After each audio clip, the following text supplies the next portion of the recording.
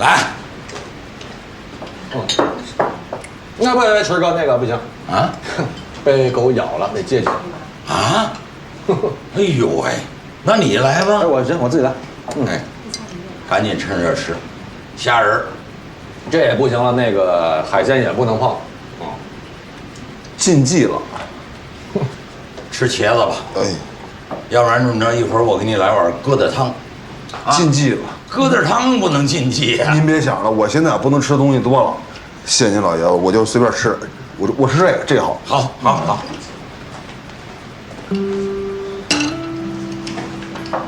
都是这臭小子害的，不能喝酒、品茶、喝咖啡，嚼辣鸭脖子、吃火锅，我还能干嘛？哎呀，好喝呀！馋不？哎呀，好喝。哎，不是，你把那个亲子鉴定书你拿来让我看看。你要他干嘛？你还说找个人把这结果改了，给那臭小子看，说这事不是真的，让他回来呢。我是纳闷儿，这费雯丽取的是什么样？什么时候取的样？我也纳闷儿。哎，对了，应该是那天，有一天这小费跑我们家去了，突然跟抽了风似的，要帮我收拾屋子，那整个从里到外全收拾遍，连马桶都给刷了。就晚上回来之后，肖涵说他牙刷找着了。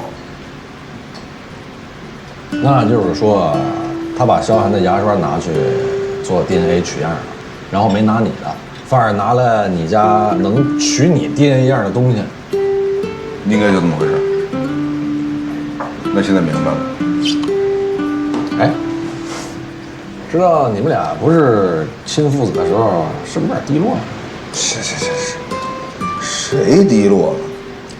我就有点生气，生气这费雯丽啊自作主张，也生气这萧寒，什么事没搞清楚呢就跑了。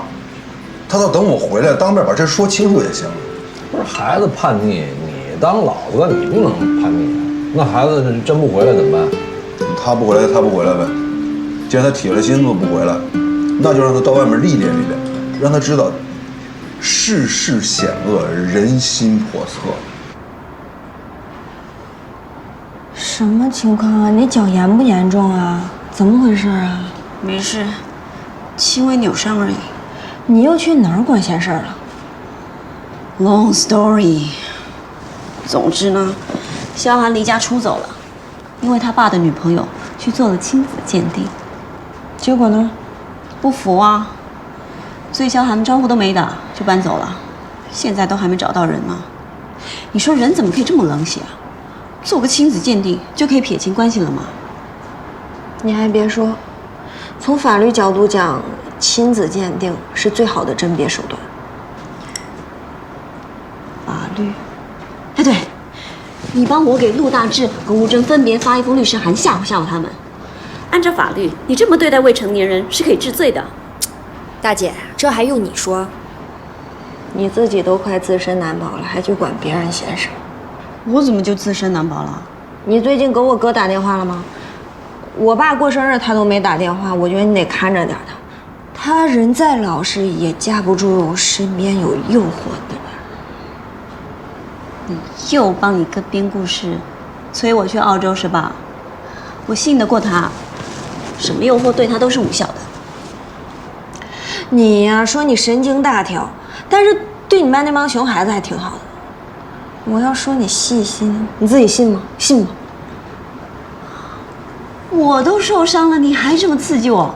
我一整晚在外面奔波，连饭都没吃。你能不能疼惜一下你嫂嫂啊？给我弄点好吃的。啊，我也没吃，我们订外卖吧。我要吃蹄膀。小薇，真的啊，不管你们俩是不是亲生父子，你也应该带着孩子做一次亲子鉴定。不为别的，你就当为肖薇。世威，其实整个这件事儿吧，都对得上。你记不记得我跟你说过，肖薇走的前一晚上，我碰到过他们娘俩。当时肖薇跟肖寒在吵架，我也不知道说什么，我就说，说这孩子大了吧，他不好养，不听话。肖薇当时呢没头没脑跟我来一句说基因不好。我有时候这不开玩笑吗？什么叫基因不好？现在想想说谁呢？说我呢？哎，全对上了，这是。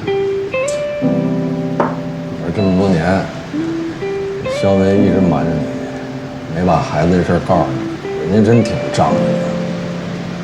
他现在知道陆大志这样，孩子在外头飘着，晚上肯定得托梦来抓死你得。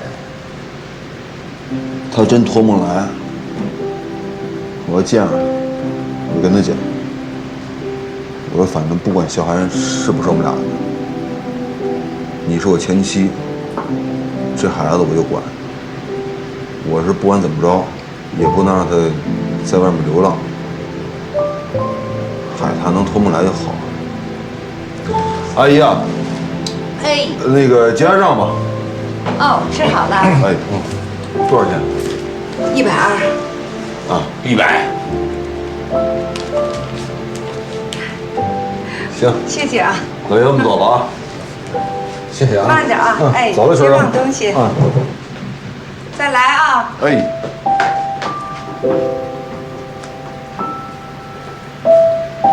嘿嘿，又喝上了，我跟你说别喝了，这一杯，这第一杯。第一杯。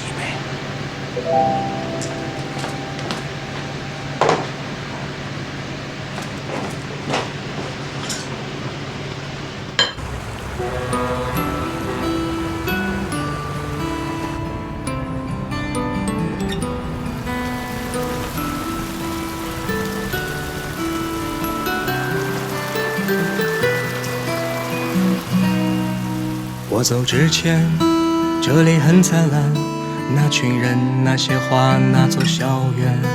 我走之前，一切都没改变，那份情，那把情，那张笑脸。聚会是我们最后的狂欢，大声劝酒，默默喝干。照片像是我们夸张的笑脸，往常最快乐的此时让人心酸。我走之前，生活变得简单，时时刻刻都像是从前。我走之前，不需要挂牵，未来总有相见一天。我走之前，生活变得简单，时时刻刻都像是永远。我走之前，我相信誓言，未来总有相见一天。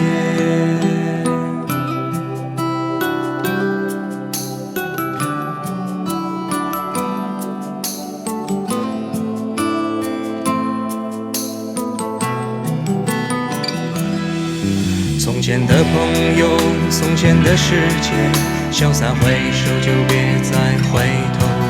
过往的城市，忧伤的记忆，留下我走之前点点滴滴。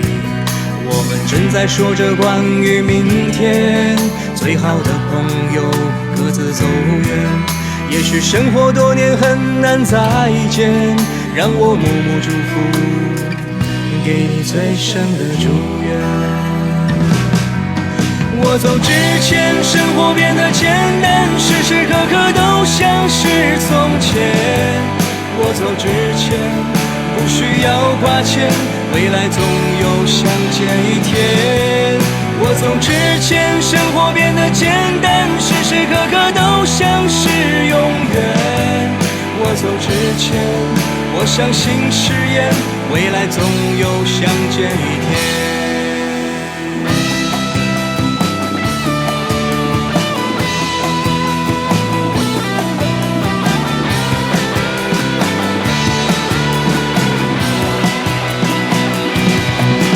我走之前，生活变得简单，时时刻刻都像是从前。我走之前，不需要挂牵，未来总有相见一天。我走之前，生活变得简单，时时刻刻都像是永远。我走之前，我相信誓言，未来总有相见一天。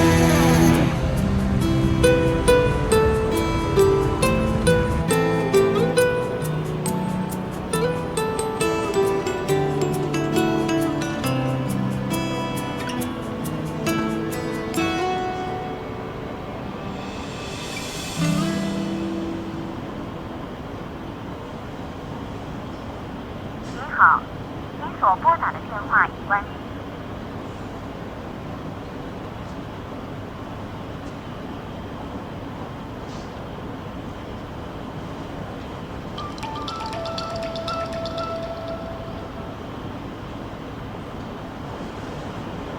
怎么了？你还回不回来睡觉呢？我不回来睡觉，我去哪儿睡觉啊？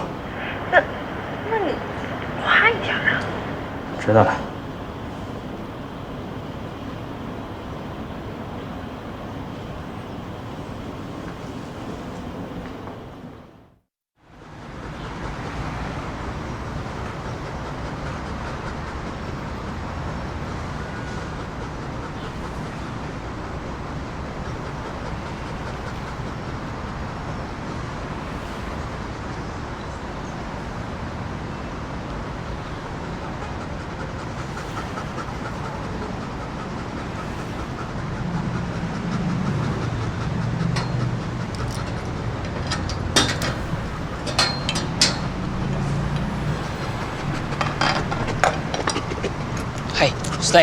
Stay。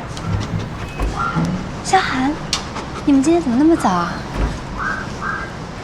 奥斯卡，早餐吃了吗？快进来吧。过来。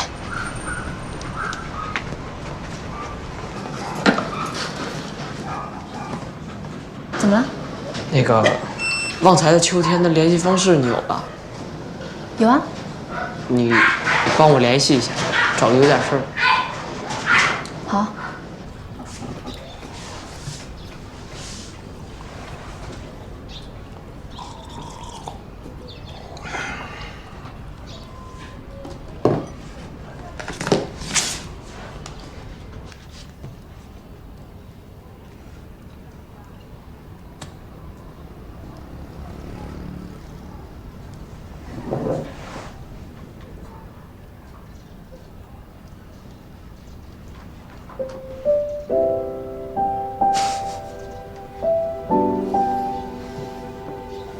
臭小子！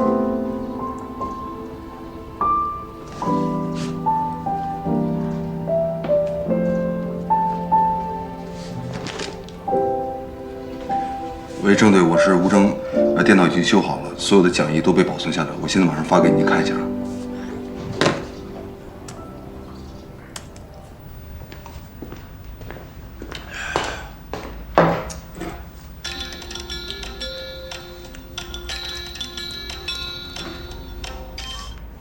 啊？喂，史飞，萧寒那老师那边跟你联系过没有？嗨，这才几点呢？昨天你不是说让他好好历练历练吗？怎么着，这就担心你儿子了？少废话。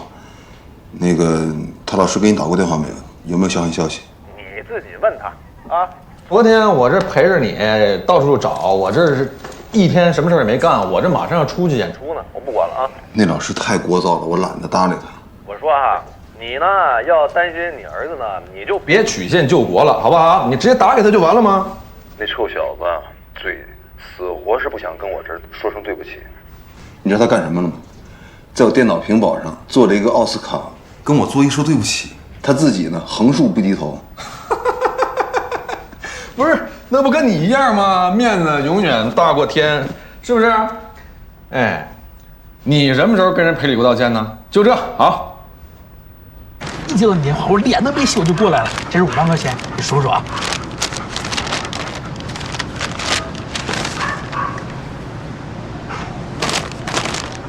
哎，你什么意思，哥们儿？我是要一次性买断，我可不是要寄养啊。我也是喜欢奥斯卡，我不想他受苦。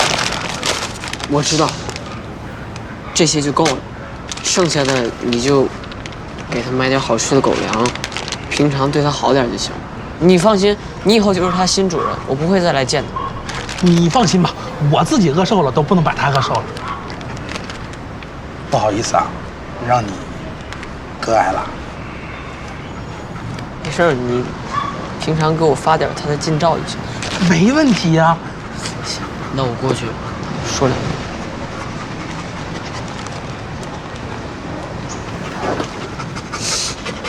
奥斯卡，以后我可能就不能陪着你，我要去一个特别远的地方，你以后就跟着这个胖胖的这个哥哥在一块儿待着。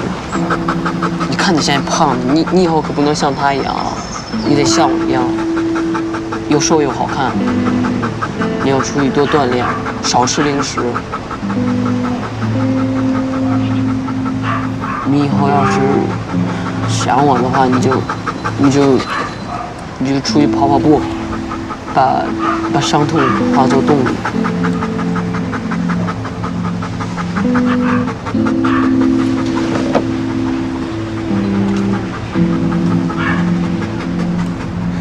哎，我们走了，你放心，我会好好对待奥斯卡。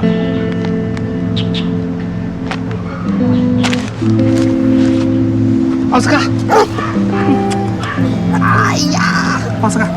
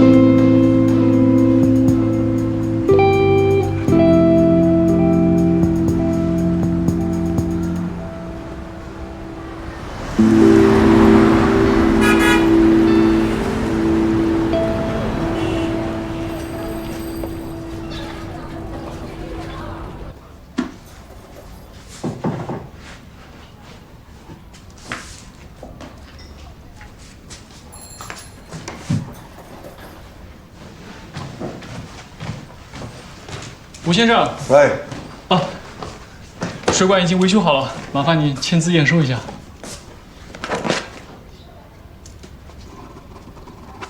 谢谢啊。人家这个马桶啊，其实也并不复杂，就是因为当初安装的工作人员呢不负责任，所以呢才留下隐患。是。哎，这不是防水胶带吗？如果当时用这个胶带缠一下水管，也不至于漏成这样啊。那个，您家水管有点老化，给你留一卷防水胶带。你有时间的时候，记得一定要自己缠一下。一定缠一下，一定抓紧啊！好，拜托。我的错，那天来装的人啊跟我讲了，一定让我缠一下，我给忘了，那天太急了，我的错。这下这楼上楼下都淹了，一天赔了不少钱吧？一共2万多块钱吧，反正我的错我认了。那个回头我取了钱之后给你送过去。行，那我先走了啊。哎，谢谢啊。嗯，好，再见。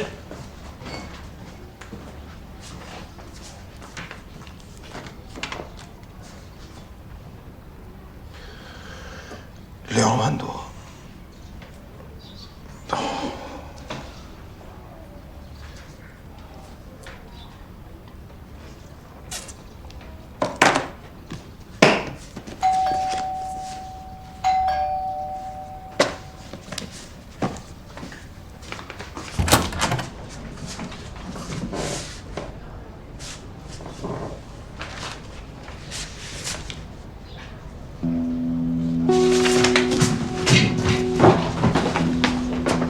小韩，从今往后，咱俩永不相欠。小韩，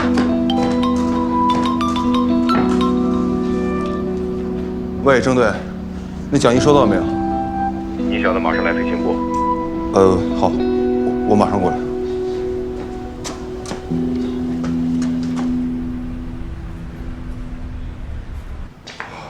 哎呦，舒克机长，您终于出现了。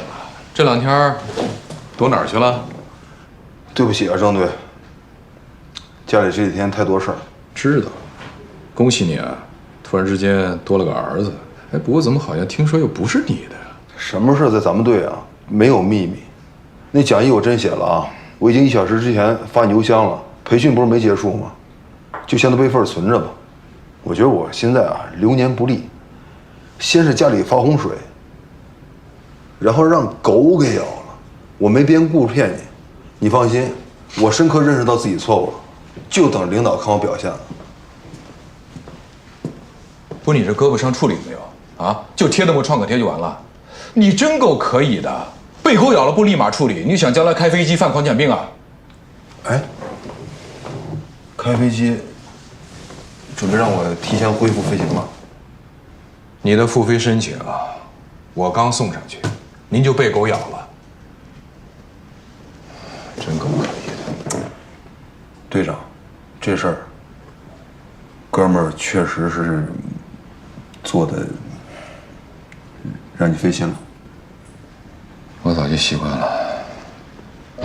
你这次给我挖的坑可真不小啊！幸亏我平时呢也经常看你的小说。把你里面那些飞行案例呢，我都用到那旧讲义里了。结果新增的内容啊，学员们还挺喜欢。这里面还有你的功劳。别，不是我的功劳，都是您的功劳。您想啊，您是队长，每天日理万机的，还能挤出那么一丢丢时间来，多刻苦啊这！哎呀，你求人的时候呢，嘴可真甜呀。行了，你别拍了，我知道你那点心思，我也想尽快让你恢复飞行。我知道不让你上飞机比把你关监狱里还难受。我这申请刚递上去，您就被狗咬了。您说您哥们儿最近啊，走背字儿，事赶事儿，别提了。我跟你说，性格决定命运。你看人家那个机长，天天追着我要活干，哪条线路飞哪条啊！你放心，我以后少说多做。绝对不给你添麻烦。你是我队长，但我是你师哥，咱俩互相这个哥们儿理得清。行，正好呢，今晚上有几个行业老同学的聚会啊，你也过来，大家哥几个聚一聚。我别去了嘛，我是普通机长，你看你们都是中层干部，我去不合适。再说现在是有这个疫苗禁忌，不能喝酒。瞧你这股酸劲儿！你爱来不来？我跟你说，有几个人对你的复飞可有投票权，你来不来？来吧，来了就别装大爷，好好跟大家公关一下，大家都是师兄弟啊！你说我这为了你整天操碎了心了都。你放心，我肯定不装大爷。哥们儿今晚装孙子，咱进去，下雨了。不是，听听你这话就觉悟不高。什么叫装孙子呀？行，我改，我去谦虚一下，好不好？你已经不是职场新人了吧？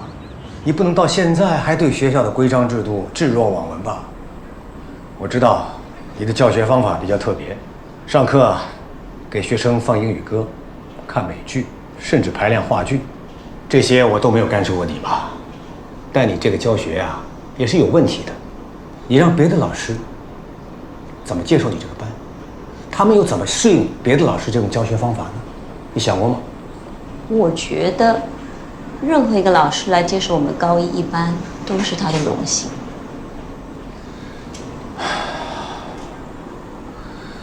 你回国内也2年了吧？你这个个性什么时候能改一改啊？我都这样活20几年了，怎么可能说改就改啊？好，那你跟我解释一下，昨天擅自离岗是怎么回事？放了一整班的学生不管，竟然开小差。对不起，昨天是我不对，可我没开小差，是我们班一个学生他离家出走了，我担心他有什么意外，才会一时心急跑出去找他了。那你为什么不跟校方打个招呼呢？让学校帮你解决呀？你看你自说自话就跑了。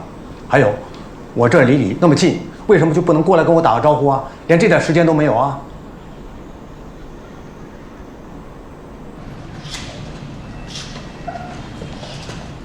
马上呢，吴医生好。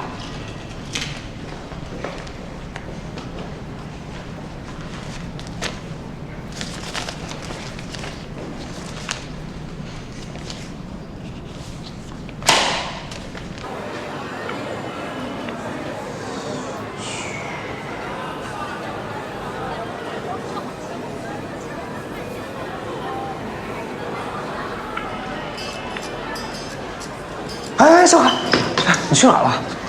哪有啥事？哎，昨天真对不起。小老师昨天在这，他看到你给我发的微信了，我没办法才招了，你知道吗？他也是为了你好，他把脚都崴了啊，你知道吗？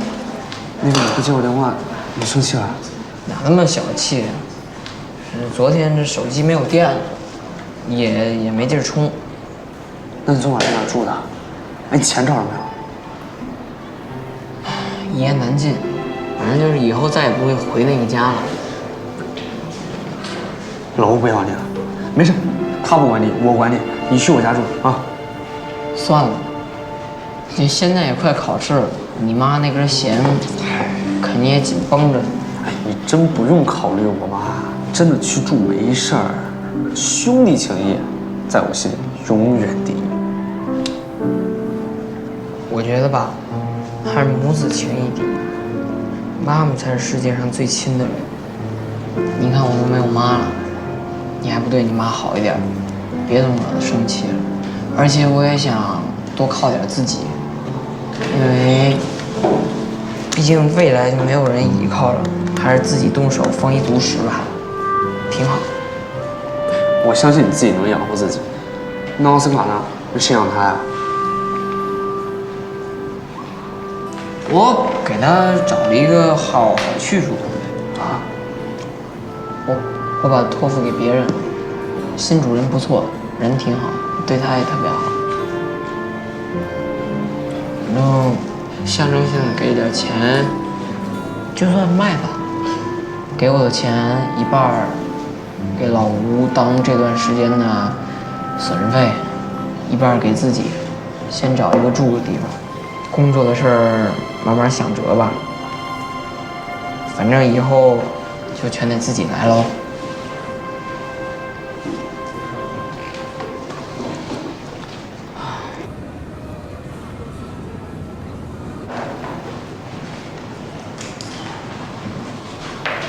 Morning. Good morning.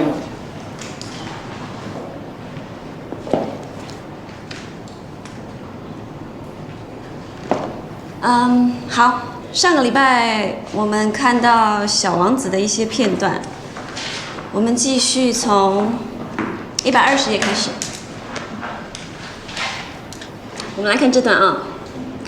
And when your sorrow is comforted, time soothes all sorrows. You will be content that you have known me, and your friends will be properly astonished to see you laughing as you look up at the sky. Then you will say to them, Yes, the stars always make me laugh. 小王子用他1年的游历告诉了我们很多道理。作者呢，他就是把他生活中30几年对情感还有对生活的一些感想凝练成这样的一本小册子。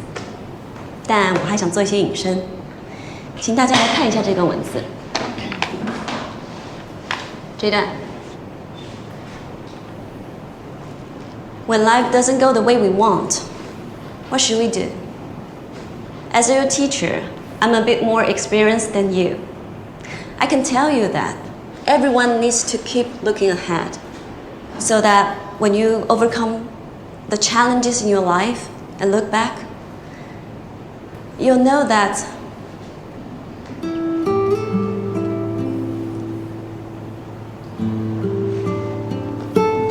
Okay. Next paragraph.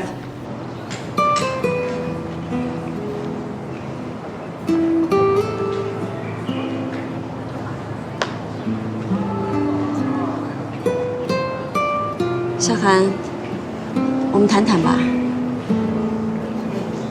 林老师，我已经停了2天课了，再这样下去，我学习会越来越差。到时候你不仅是停我训练了，你就会把我的课都停。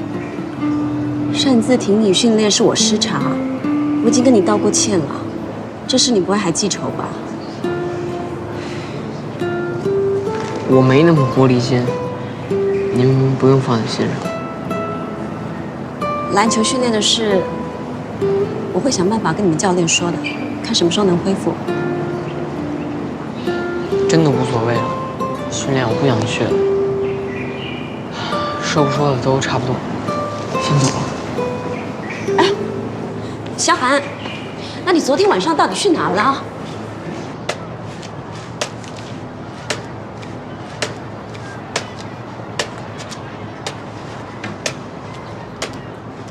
小韩，小韩，你这段时间干嘛去了？这钱怎么回事？怎么来的？你告诉我。货是奥斯卡闯的，我是他主人，我责无旁贷。这钱就是赔偿你的，以后咱俩就谁也不欠谁，两不相欠吧。赔偿我的这钱够吗？你觉得？不够的话，我可以再凑啊。我借钱怎么都行，反正我不想再欠你什么了。咱先不说谁欠谁的啊，你告诉我这钱怎么来的？对呀，你一个未成年人怎么会有这么一大笔钱呢？你刚刚还申请要打工，这到底怎么回事？钱肯定是正路来的，你也不是我爸了，你也别管我。哎，等会儿，你想来就来，想走就走啊？厕所呀，你拿我当什么了？想认就认，不想认就不认。我告诉你，这钱你今天不说清楚的话，你哪儿都别去，听见没有？是你不想认我的，亲子鉴定摆在那儿了，还用我说破吗？是我不懂事儿，但我也知道廉耻。小韩，亲子鉴定的事不是我授权的，我回头给你解释。你打住！我谢谢你，我替我自己谢谢你，我也替我妈谢谢你，谢谢。我能走了吗？不行，我就算不是你亲爸，我是你妈生前的朋友，行不行？我可不可以问你这钱怎么来的？哎，好了，让小韩先去上课吧。这钱的事，等他待会再问他。这能等吗？这钱万一要是不是好路子来怎么办？他万一要是抢的呢？这事太重要了。我相信小韩的品质，他不会做这种事的。语文老师来了，我要上课了，你们俩聊天吧。你等会儿，你是他老师，你等会儿。那这钱交给你了，你去问他这钱怎么来的，好不好？哎，这是你的责任。我待会儿他英语课，我先去备课了。不是，你也等会儿。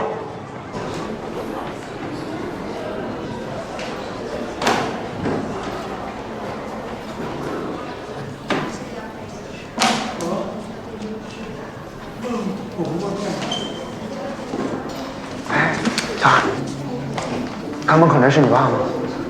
他是不是良心告诉他要把你带回去？亲子鉴定结果出来了，我跟他没有血缘关系。啊？不是，哎，你跟我开玩笑呢吧？不可能，不是你们俩那么像啊，生气时候都一模一样。啊，他是不是亲子鉴定一出来，一看没有血缘关系，就把你赶出来了？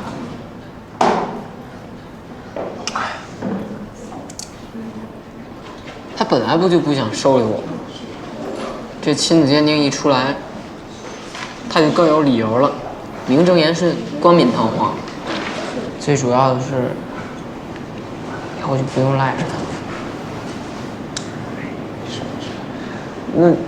那以后怎么办？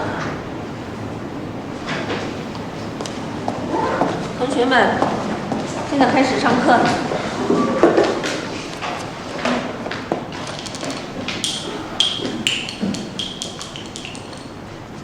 你这老师有意思啊！小韩这事儿你不管，你跑我们家去关心我怎么教育他的事儿。这里是学校，学生是来这里受教育的，你要管教孩子，请回家。更何况你现在好像也不是他的家长。我不是他家长，但你是他老师，我管，这事交给你了，你来处理。我没说这事不重要，那就等小韩下了课再处理嘛。他想讲自然会讲。下课可能就晚了，他万一干坏事了呢？这种事儿就得现杀现卖。我说你这老师怎么能不负责任呢？我不负责任？哎，我记得你上次给我的评价是什么？误人子弟是吗？我就不明白了，害小韩离家出走人是你，就这样指责别人？咱俩那个就事论事，别说别的啊。这钱他万一要干坏事，他杀人放火，他坐牢了，跟我没关系。先说了啊。当然跟你没关系啦，一张亲子鉴定书不是把你自己撇清了吗？那你还来学校干嘛？怕良心受谴责啊？晚上睡不着觉啊？哼！还有啊，我对你没成见，因为你本来就是这么不负责任的人。送。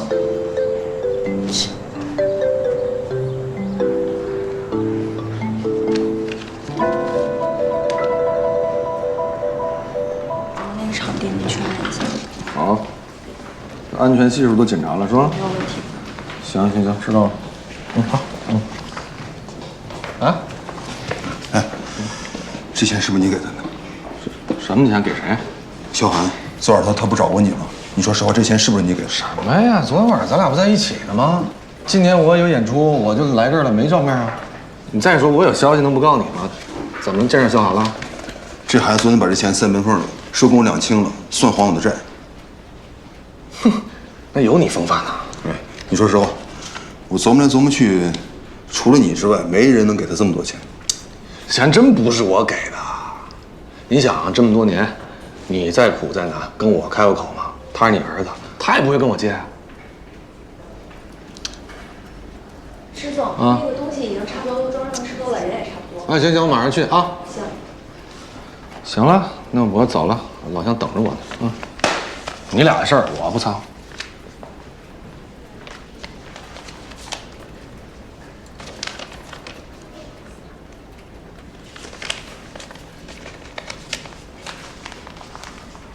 我是觉得这个部分要不要安排在校庆之前完成比较好？但是校庆之前我们的课已经排满了，可能再要安排进去的话有点问题。要不然在这个周末之前，哎，进来吧。要不然我们一会儿再。好的好的。早上好。坐吧。哎，老师，可能说您找我。昨天萧寒是因为我才没拿到钱的，你后来是不是又偷偷给他转钱了？老师，我哪来的钱啊？而且你不是不知道，我妈经济和思想都封我死死的。昨天她一发微信，不跟您商量了吗？但他离家出走，你知道什么情况吧？不知道。哦，我看着他爸了，就中午的时候，他是不是要把萧寒接回家呀？你不交换信息，还想从我这儿套情报啊？你先回答我的问题，他今天来学校有没有跟你说什么？啥也没跟我说。这就奇怪，他昨天没拿到钱，今天一大早却给他爸送去一大笔钱，他一夜之间哪来那么多钱呢？你就真的一点线索也没有？老师，我真的不知道。你是他最好的朋友，他没钱马上就找你联络，你怎么可能什么都不知道？你想想，我都背叛过他一次了，他还能把我当他最好的朋友吗？不可能的。那他昨天晚上总得有一个地方睡觉吧？老师，我是真的不知道，我要知道就跟您说了，对不对？啊，快上课了，我没什么事，我先走了。哎，等等，你别走啊，别偷跑。那这个拿回去还给你妈。啥呀？想给他爸钱？这是你妈昨天塞进我包里的，不知道她什么时候下的手。老师，以后习惯就好。我妈就这样鬼鬼祟祟的。你告诉她，她要是再硬给钱的话，我真不去帮你补课了。好了，知道了。老师，那我走了。好，上课吧。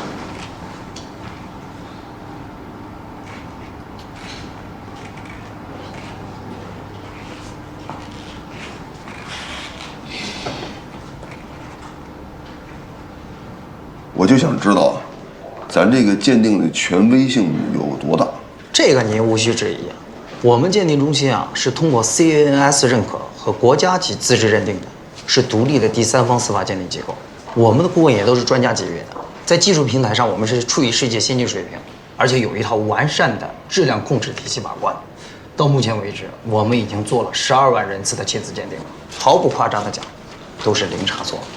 您觉得这样还不够权威吗？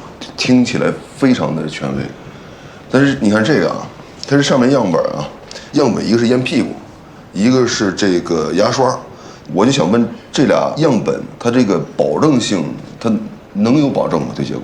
我们在提取样本时都会事先筛选，也会尽量保证取样的精准性。通常我们对烟蒂取样的要求是3到5缸，必须是近期抽烟所留，干燥无烟灰附着。近期呢？有没有可能是2月之前的呢？不会，而且这个样本呢，我有印象，是当时委托人送来的时候是我接收的，所以确实是近期车祸的验定。我就说不靠谱这个。行了，那个我知道了，不好意思。不是先生，您如果对鉴定结果有异议，可以提出申请复鉴，复鉴是免费的，您可以随时提出。我们留取样本的期限是1个月，1个月之后呢，我们就自行处理了。你赶紧处理吧，我告诉你啊，那烟屁股不是我抽的。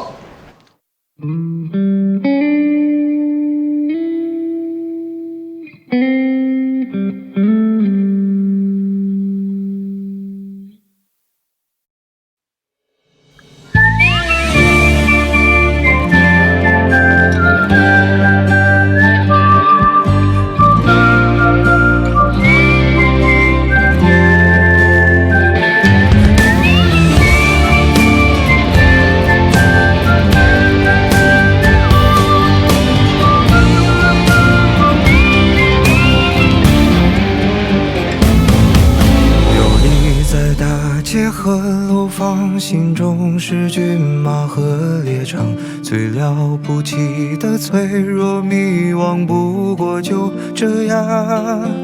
天外有天有无常，山外有山有他乡，跌了撞了心还是回老地方。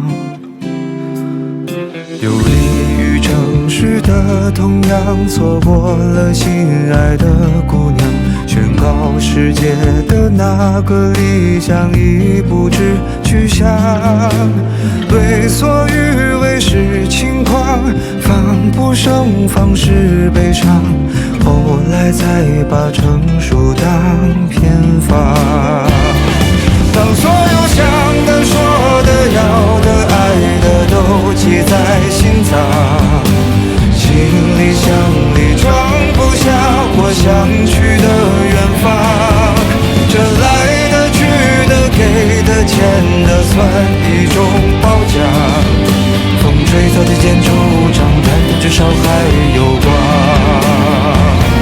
把烦恼吞了吞了忍了算了，不对别人讲，谁还没有辜负几段昂贵的时光，若男孩笑了哭了累了说要去流浪，留下大人的模样，看岁月剑拔弩张，总会有个人成为你的远方。